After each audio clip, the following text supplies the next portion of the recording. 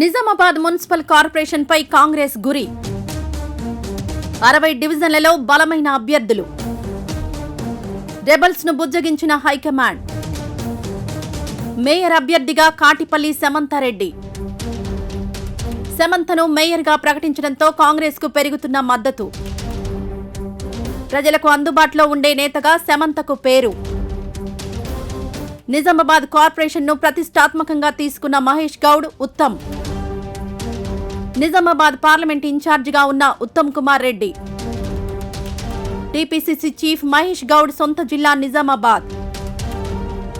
నిజామాబాద్ లో గట్టి పోటీ ఇస్తున్న బీజేపీ. కార్పొరేషన్లో పాగా వేసేందుకు అరవింద్ గట్టి ప్రయత్నాలు. సమంతను మేయర్గా ప్రకటించడంతో మారిన సమీకరణాలు. కాంగ్రెస్ కు లోపాయికారిగా మద్దతు తెలుపుతున్న జాగృతి కవిత. ప్రచారాన్ని ముమ్మరం చేసిన కాంగ్రెస్.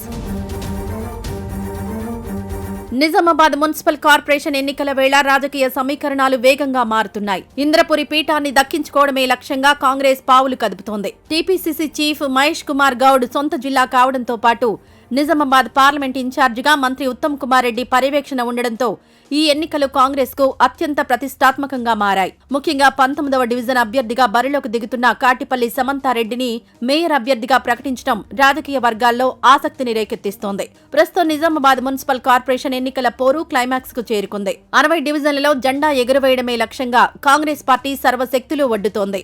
సామాన్య ప్రజలకు అందుబాటులో ఉండే నాయకురాలిగా గుర్తింపు పొందిన కాటిపల్లి సమంతారెడ్డిని మేయర్ అభ్యర్థిగా ప్రకటించడం ద్వారా కాంగ్రెస్ ఒక వ్యూహాత్మక అడుగు వేసింది. ప్రత్యర్థి పార్టీల ఎత్తుగడలను చిత్తు చేస్తూ సొంత పార్టీలోని విభేదాలను పరిష్కరించుకుంటూ సమంత దూసుకుపోతున్నారు. సీనియర్ నేతల అండదండలు, ప్రజల్లో ఉన్న సానుకూలత సమంతకు ప్లస్ పాయింట్లుగా మారాయి. రాష్ట్రంలో అధికారం ఉండడం కూడా కాంగ్రెస్ క్యాడర్లో కొత్త ఉత్సాహాన్ని నింపుతోంది. పార్టీ అభ్యర్థిని గెలిపించుకుంటే తమ భవిష్యత్తుకు భరోసా ఉంటుందనే ఉద్దేశంతో ఇక్కడి కాంగ్రెస్ క్యాడర్ మరింత ఉత్సాహంగా పనిచేస్తున్నారు. కాంగ్రెస్ పార్టీలో టికెట్ల కేటాయింపు సమయంలో తలెత్తిన అసమ్మతిని అధిష్టానం విజయవంతంగా చల్లార్చింది. 19వ డివిజన్ నుంచి మేయర్ పీఠాన్ని ఆశించిన నల్లా స్రవంతిరెడ్డి రెబల్ గా నామినేషన్ వేసినప్పటికీ సీనియర్ నేతలు ఆమెను బుజ్జగించడంలో సఫలమయ్యారు. పార్టీ ప్రయోజనాల దృష్ట్యా స్రవంతి తన నామినేషన్ ఉపసంహరించుకుని సమంతారెడ్డి గెలుపు కోసం పనిచేస్తానని ప్రకటించడం కాంగ్రెస్ కు పెద్ద ఊరటనిచ్చింది. ఈ ఐక్యత మిగిలిన డివిజన్లలోని రెబల్స్ కు కూడా ఒక సంకేతాన్ని పంపింది. సమంతకు తోటి నేతల మద్దతు లభించడంతో ఆమె విజయావకాశాలు మెరుగుపడ్డాయి.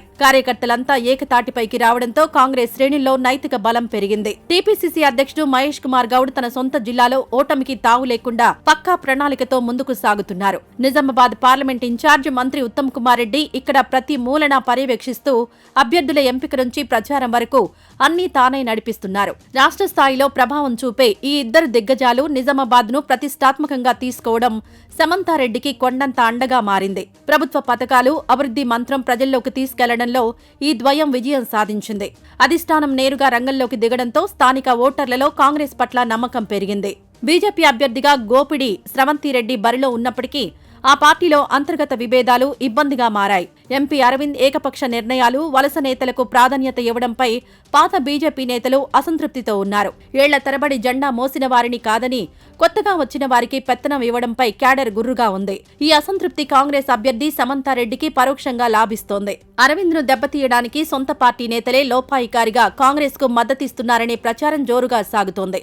ఈ రాజకీయ అనిశ్చితి బీజేపీ విజయ అవకాశాలను దెబ్బతీసేలా కనిపిస్తోంది. ఈ ఎన్నికల్లో మరో ఆసక్తికర పరిణామం ఏమిటంటే తెలంగాణ జాగృతి నాయకురాలు కవిత వర్గం కాంగ్రెస్ కు మద్దతు తెలుపుతూ ఉండడం. లోపాయికారిగా జరుగుతున్న ఈ మద్దతు నిజామాబాద్ నగర రాజకీయాల్లో కొత్త మలుపులు తిప్పుతోంది. బీఆర్ఎస్ పార్టీ ఉనికి చాటుకోవడానికి ప్రయత్నిస్తున్నప్పటికీ ప్రధాన పోటీ కాంగ్రెస్, బీజేపీ మధ్య నెలకొంది. ఈ క్రమంలో కవిత మద్దతుదారులు సమంతారెడ్డికి సానుకూలంగా ఉండడం కాంగ్రెస్ కు అదనపు బలాన్ని ఇస్తోంది. ఇది ఓట్ల చీలికను అడ్డుకోవడమే కాకుండా సమంత మెజారిటీని పెంచే అవకాశం ఉందని విశ్లేషకులు భావిస్తున్నారు. ఈ పరిణామం ప్రత్యర్థులకు గట్టి షాక్ ఇచ్చింది. రాజకీయాలకు అతీతంగా కాటిపల్లి సమంతారెడ్డికి ప్రజల్లో మంచి పేరుంది. సామాన్యులకు అందుబాటులో ఉంటూ సమస్యల పరిష్కారానికి కృషి చేసే నాయకురాలిగా ఆమెకు గుర్తింపు ఉంది. మున్సిపల్ కార్పొరేషన్లో నీటి సమస్య, రోడ్లు, పారిశుద్ధ్యం వంటి మౌలిక వస్తువులపై ఆమెకున్న స్పష్టమైన అవగాహన ఓటర్లను ఆకట్టుకుంటోంది. అహంకారం కాదు, సేవ అనే నినాదంతో ఆమె ప్రజల్లోకి వెళ్తున్నారు. 10 కాలాల పాటు తమతో ఉండే నాయకత్వం కావాలని కోరుకునే మధ్యతరగతి, పేద వర్గాల ఓటర్లు సమంత వైపు మొగ్గు చూపుతున్నారు. ఈ ప్రజాదరణే ఆమెను మేయర్ పీఠానికి చేరువ చేస్తోంది. బీఆర్ఎస్ పార్టీ కూడా పోటీలో ఉన్నప్పటికీ ఆ పార్టీ కేవలం 10 నుండి 15 స్థానాలకే పరిమితమయ్యే అవకాశం ఉందని రాజకీయ విశ్లేషకులు అంచనా వేస్తున్నారు.